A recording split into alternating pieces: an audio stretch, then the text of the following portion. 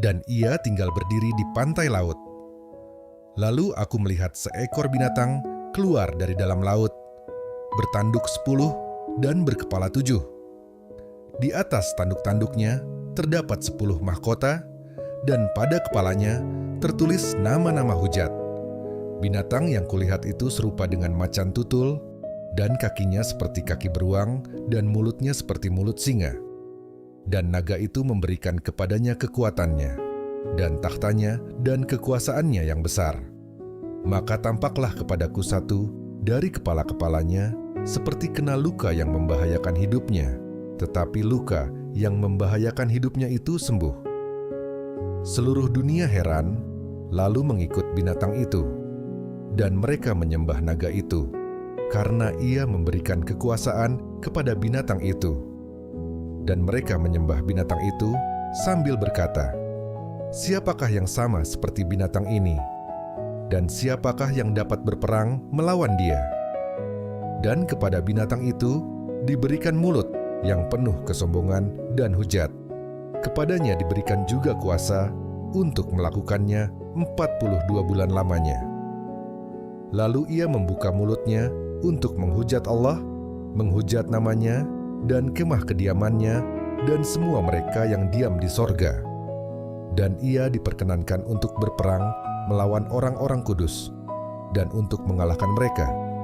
Dan kepadanya diberikan kuasa atas setiap suku dan umat, dan bahasa, dan bangsa.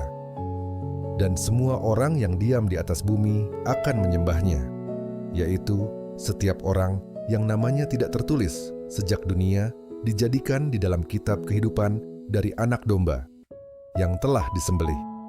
Barang siapa bertelinga, hendaklah ia mendengar. Barang siapa ditentukan untuk ditawan, ia akan ditawan. Barang siapa ditentukan untuk dibunuh dengan pedang, ia harus dibunuh dengan pedang. Yang penting di sini ialah ketabahan dan iman orang-orang kudus. Dan aku melihat seekor binatang lain keluar dari dalam bumi dan bertanduk 2 sama seperti anak domba, dan ia berbicara seperti seekor naga. Dan seluruh kuasa binatang yang pertama itu dijalankannya di depan matanya. Ia menyebabkan seluruh bumi dan semua penghuninya menyembah binatang pertama, yang luka parahnya telah sembuh. Dan ia mengadakan tanda-tanda yang dahsyat. Bahkan ia menurunkan api dari langit ke bumi di depan mata semua orang. Ia menyesatkan mereka yang diam di bumi dengan tanda-tanda yang telah diberikan kepadanya untuk dilakukannya di depan mata binatang itu.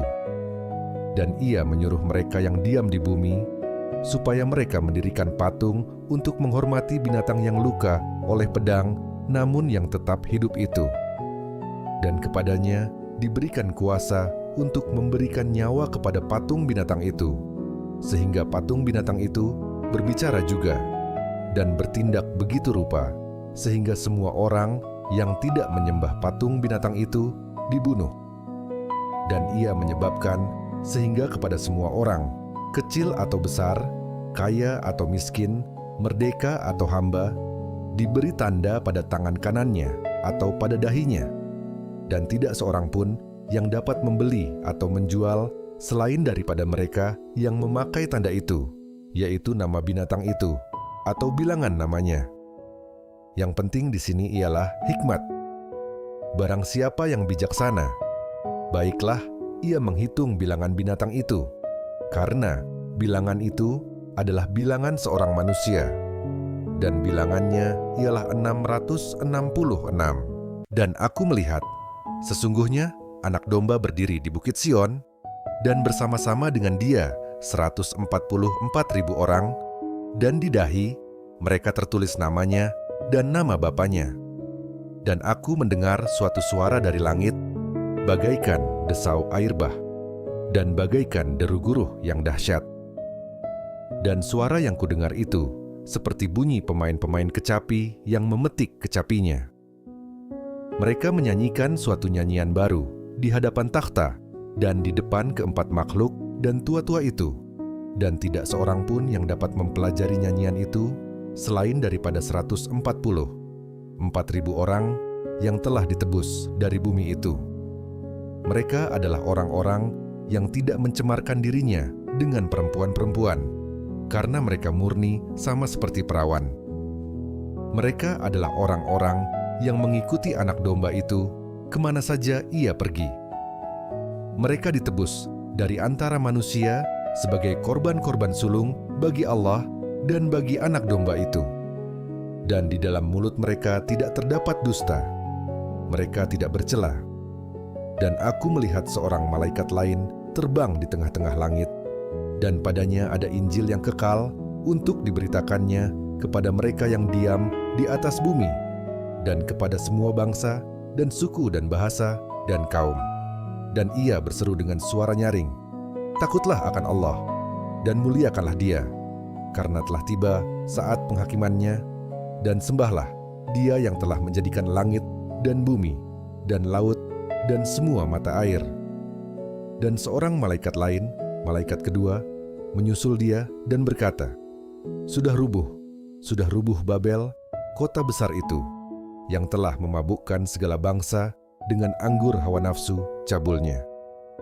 Dan seorang malaikat lain, malaikat ketiga, menyusul mereka dan berkata dengan suara nyaring, "Jikalau seorang menyembah binatang dan patungnya itu, dan menerima tanda pada dahinya atau pada tangannya, maka ia akan minum dari anggur murka Allah, yang disediakan tanpa campuran dalam cawan murkanya.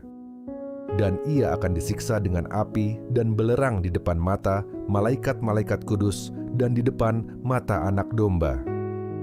Maka asap api yang menyiksa mereka itu naik ke atas sampai selama-lamanya. Dan siang malam mereka tidak henti-hentinya disiksa, yaitu mereka yang menyembah binatang serta patungnya itu, dan barang siapa yang telah menerima tanda namanya. Yang penting di sini ialah ketekunan orang-orang kudus yang menuruti perintah Allah dan iman kepada Yesus. Dan aku mendengar suara dari sorga berkata, "Tuliskan, berbahagialah orang-orang mati yang mati dalam Tuhan sejak sekarang ini. Sungguh," kata Roh, "supaya mereka boleh beristirahat dari jerih lelah mereka, karena segala perbuatan mereka menyertai mereka." Dan aku melihat, sesungguhnya ada suatu awan putih, dan di atas awan itu duduk seorang seperti anak manusia dengan sebuah mahkota emas di atas kepalanya dan sebilah sabit tajam di tangannya.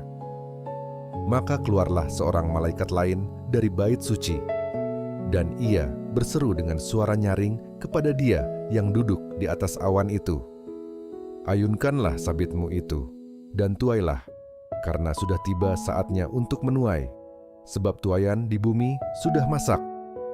Dan ia yang duduk di atas awan itu mengayunkan sabitnya ke atas bumi, dan bumi pun dituailah. Dan seorang malaikat lain keluar dari bait suci yang di sorga. Juga padanya ada sebilah sabit tajam. Dan seorang malaikat lain datang dari mezbah. Ia berkuasa atas api, dan ia berseru dengan suara nyaring kepada malaikat yang memegang sabit tajam itu.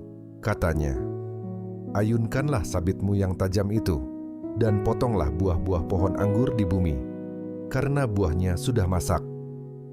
Lalu malaikat itu mengayunkan sabitnya ke atas bumi, dan memotong buah pohon anggur di bumi, dan melemparkannya ke dalam kilangan besar, yaitu murka Allah. Dan buah-buah anggur itu dikilang di luar kota, dan dari kilangan itu mengalir darah, tingginya sampai ke kekang kuda, dan jauhnya 200 meter. Dan aku melihat suatu tanda lain di langit, besar dan ajaib. 7 malaikat dengan 7 malapetaka terakhir, karena dengan itu berakhirlah murka Allah. Dan aku melihat sesuatu bagaikan lautan kaca bercampur api, dan di tepi lautan kaca itu berdiri orang-orang yang telah mengalahkan binatang itu, dan patungnya, dan bilangan namanya. Pada mereka ada kecapi Allah, dan mereka menyanyikan nyanyian Musa, hamba Allah, dan nyanyian anak domba, bunyinya, "Besar dan ajaib segala pekerjaanmu, ya Tuhan Allah yang Maha Kuasa." adil dan benar segala jalanmu, ya Raja segala bangsa. Siapakah yang tidak takut, ya Tuhan, dan yang tidak memuliakan nama-Mu? Sebab Engkau saja yang kudus. Karena semua bangsa akan datang dan sujud menyembah Engkau, sebab telah nyata kebenaran segala penghakiman-Mu. Kemudian daripada itu, aku melihat orang membuka bait suci, kemah kesaksian di sorga. Dan ketujuh malaikat dengan ketujuh malapetaka itu keluar dari bait suci, berpakaian lenan yang putih bersih dan berkilau-kilauan, dan dadanya berlilitkan ikat pinggang dari emas. Dan satu dari keempat makhluk itu memberikan kepada ketujuh malaikat itu 7 cawan dari emas yang penuh berisi murka Allah, yaitu Allah yang hidup sampai selama-lamanya. Dan bait suci itu dipenuhi asap karena kemuliaan Allah dan karena kuasanya. Dan seorang pun tidak dapat memasuki bait suci itu sebelum berakhir ketujuh malapetaka dari ketujuh malaikat itu. Mil.